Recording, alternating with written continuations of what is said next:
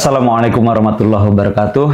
Alhamdulillah ketemu lagi dan sekarang kita akan bahas tentang positioning. Jadi kalau di organisasi itu kan ada baik itu pembagian peran pimpinan, top management level, middle leader dan seterusnya. Nah, terus positioningnya gimana? Menentukan positioning kan kita biasa ya mendengar teori-teori tentang organisasi itu ada positioning. Kita lihat, kalau teman-teman ingat, Jim Collins itu di buku itu, Jim Collins bilang, organisasi yang baik itu cari orang dulu, looking for who, baru kemudian dia ditaruh di mana. Bukan kemudian, saya belajar, teman-teman juga saya yakin belajar. Organisasi itu kan biasanya struktur itu ada dibikin struktur ideal, harus ada kotak ini, kotak ini, kotak ini, inget ya. Nah, mesti ada kotak-kotaknya dulu, kemudian dicari, baru tuh orangnya untuk ngisi kotak-kotak itu. Nah, itu kayak kita mikir yang dikotak-kotakin. Maaf, itu kan kotak-kotak struktur organisasi itu kan. Nah, sementara kalau menurut Jim Collins itu tidak begitu. Tapi kumpulin dulu Good to Great ya bukunya. Kumpulin dulu di bus. Kemudian ngumpulin tuh orang-orang yang memang terbaik, talented dan seterusnya. Lalu setelah ada di bus itu diberesin tuh masalah kita mau kemananya gitu ya. Kemudian disamain frekuensinya, diberesin mentalitasnya dan segala macam, benar-benar disaring, baru kemudian orang-orang yang terpilih di bus yang sama itu, perjalanan yang sama itu baru dikasih peran tertentu di perannya masing-masing. Nah, terus gimana Quran? Gimana Islam? Pertanyaannya. Ya, itu kan Jim Collins. Padahal Al-Quran kita itu sudah mengatur positioning ini. Ada dua aspek yang kemudian mesti menjadi pertimbangan utama, teman-teman. Satu adalah positioning itu tidak boleh melupakan yang namanya the right man on the right place, on the right time. Jadi tambahin tuh, bukan hanya sekedar orang yang tepat di tempat yang tepat, tapi juga di waktu yang tepat.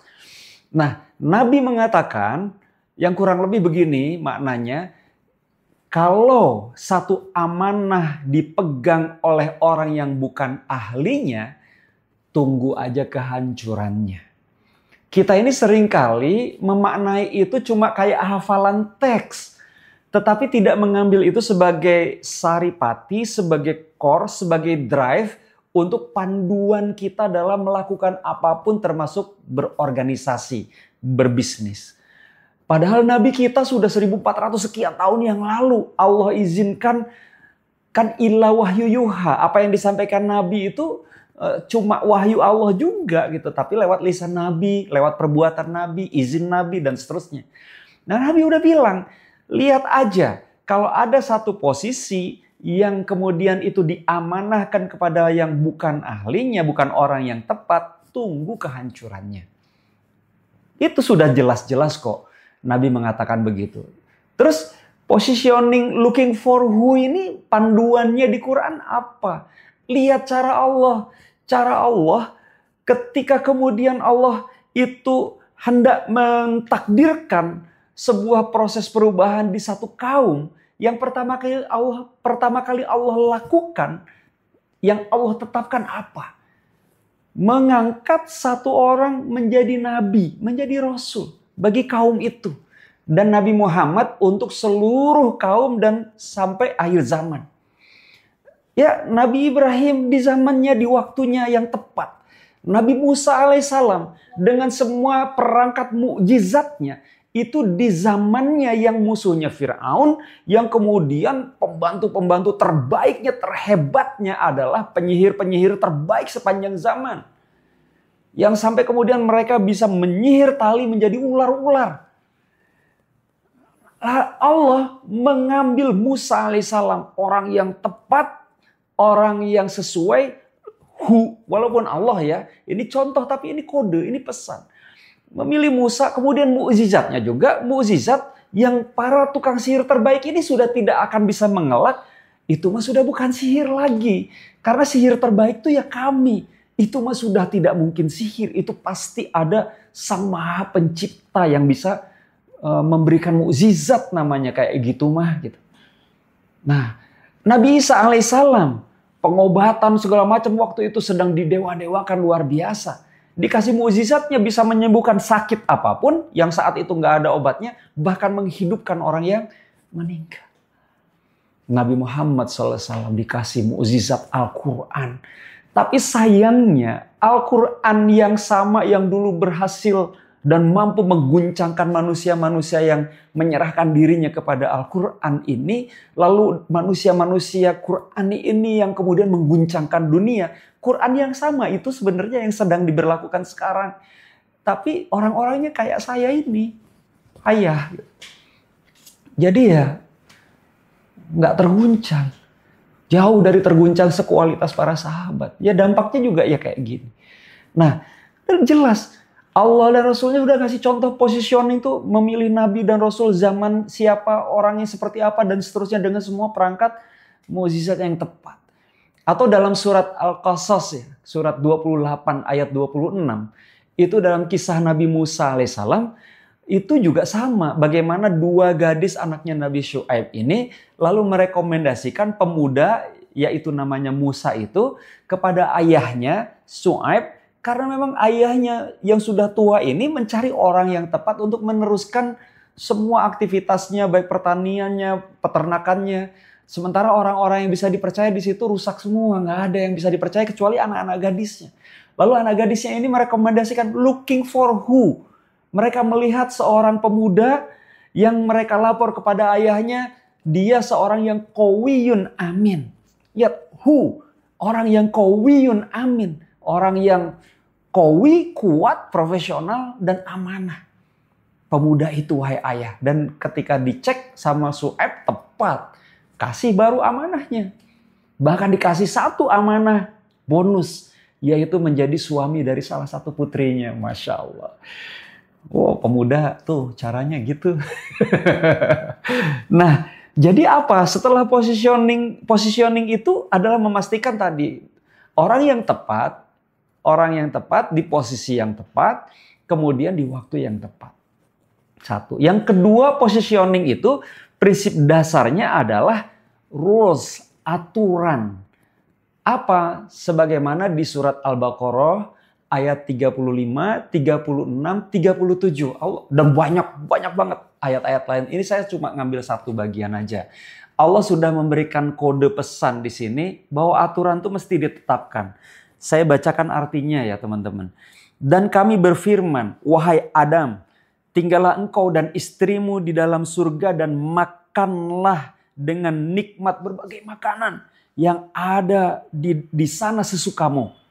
Tapi Allah bilang, tetapi janganlah kamu dekati pohon ini. Nanti kamu termasuk orang-orang yang zalim. Lalu setan memperdayakan keduanya dari surga sehingga keduanya dikeluarkan dari segala kenikmatan surga itu. Dan Allah berfirman, turunlah kamu ke dunia, dihukum kan. Sebagian kamu akan menjadi musuh bagi sebagian yang lain. Dan bagi kamu ada tempat tinggal dan kesenangan di bumi sampai waktu yang ditetapkan.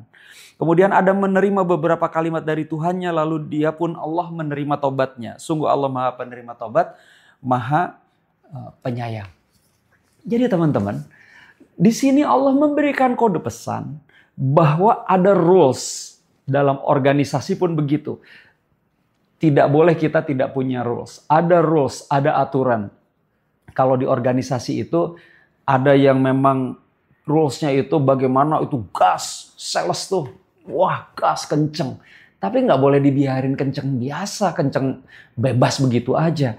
Dia tetap kalau mobil itu kan ada transmisinya gitu ya, pergantian giginya harus sesuai. Kecepatan yang mana ya digedernya, ditekannya ya segitu, dipacunya ya segitu. Ngapain kalau lagi turun, jalanannya turun curam, kita gas kenceng, bahaya betul. Bagaimana kemudian gas ini juga mesti disertai dengan remnya berfungsi, pastikan semua fungsi-fungsi itu juga berjalan dengan baik, tidak kemudian nanti kalau ada apa-apa dan harus menekan rem itu tidak berfungsi dengan baik, itu bahaya. Nah, maka orang yang tepat tadi, positioning itu untuk menemukan looking for who itu, dan who-nya itu adalah orang yang tepat di amanah yang tepat. Pada hakikatnya mereka kemudian membangun atau membuat rules yang dia memastikan keselamatan. Ada proses pengendalian, ada proses ketepatan cara. Makanya kerjakan dengan benar sejak awal, lalu diprosesnya yang dikerjakan dengan benar itu dikalibrasi, dievaluasi, dikontrol. Kalau memang ada yang lebih baik lagi diperbaiki, di-upgrade, atau kalau ternyata yang diduga benar itu ternyata salah ya langsung dikoreksi. Nah, orang yang tepat inilah yang kemudian kita buat dengan posisinya masing-masing, mereka bersinergi, berkolaborasi dengan rules yang dibuat supaya apa? Organisasi itu dipastikan ikhtiar dipastikan keselamatannya. Ngapain keren-keren, hebat-hebat, omset cuat, tapi kemudian bangkrut. Buat apa? Ngapain? Belanja. Wah, itu gagah sekali. Atau buka cabang, jebret, buka cabang, buka. Atau wah, jadi banyak di mana-mana franchise misalkan. Tapi karena bukan orang yang tepat, yang bisa memastikan proses-proses kontrolnya dengan baik dan segala macam, akhirnya organisasi berjalan begitu saja, tidak dipastikan keselamatannya. Ingat, kaidahnya itu kita di dunia ini untuk selamat ke akhirat. Selamat dalam matinya husnul khotimah, selamat setelah itu kemudian Allah izinkan masuk surga. Terus kalau kita bikin organisasi, bikin bisnis, tidak kita pastikan selamatnya secara ikhtiar, kita niru siapa? Cuman pengen gede doang, cepet gede doang, tapi tidak kita pastikan selamatnya. Maka biar cepat asal selamat. Jangan biar lambat tapi celaka. Itu parah banget itu. Biar cepat, tapi cepatnya terkontrol, gitu. Asal selamat. Nggak apa-apa kan kita mulainya dari kecil, kemudian cepat, gitu ya. Kemudian Allah izinkan kaya raya, dermawan kita, kemudian bisa melakukan banyak kebaikan, terus masuk surga kan nggak apa-apa ya? Iya, enak banget ya pilihannya. Insya Allah, mudah-mudahan kalau kita tahu cara mainnya dan itu Allah dan Rasulnya itu sudah memberikan guidance-nya. Jangan kemana-mana lagi, udah clear kok. Yang dibutuhkan dari kita adalah mau nggak kita pakai Quran yang sama itu. Quran yang dulu itu mengguncangkan manusia-manusianya dan manusia-manusianya dengan izin Allah, dengan Al-Quran itu mengguncangkan dunia dalam arti yang positif. Kenapa tidak kita panggil kembali diri kita? Yuk balik lagi ke Quran yang sama itu. Qurannya sama. Kita mau nggak menyerahkan diri totalitas dengan Quran itu? Mudah-mudahan Allah izinkan kita terguncang dan balik lagi ke Quran. Dan dengan itu apa yang kita lakukan dalam arti yang positif mengguncangkan dunia. Kemaslahatannya besar dan luas. Wal afu minkum. Wassalamualaikum warahmatullahi wabarakatuh.